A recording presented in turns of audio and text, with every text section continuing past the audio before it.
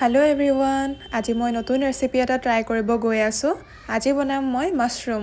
প্ৰথমতে কেৰাহীটো গৰম কৰি তেল অলপ দি ল'ম, তাৰপিছত তেজপাত এখিলা দিম। বেছিকৈ দিয়া নাই কাৰণ মিক্সিত গুড়ি কৰি পিনে মই পেষ্টত দিছোঁৱেই। তাৰপিছত পিঁয়াজ দিম, তাৰপিছত জলকীয়া দুটা আৰু অকণমান চেনি, এইটোৱে হৈছে ছিক্ৰেট ইনগ্ৰিডিয়েণ্ট। তাৰপিছত মিক্সাৰ গ্ৰাইণ্ডাৰ এটাত পিঁয়াজ, বিলাহী, আদা নহৰু, কাজু, কিচমিচ আৰু অকণমান নিমখ দি পিনে মিক্সিত পিচি ল'ম। ইয়াতো মই তেজপাত এখিলা দিছোঁ। তাৰপিছত এইখিনি ধুনীয়াকৈ কেৰাহীত ঢালি ভালকৈ লৰাই ল'ম। আকৌ অকণমান নিমখ সোৱাদ অনুসাৰে আৰু হালধি দি পিনে ধুনীয়াকৈ লৰাই ল'ম। ভালকৈ এইখিনি ভাজি ল'ম কাৰণ মিক্সিত দিওঁতে আমি কেঁচায়ে মিক্সিত পিচি দিছিলোঁ, সেইকাৰণে ধুনীয়াকৈ উতল অহাত এয়া অকণমান দৈ দিলোঁ।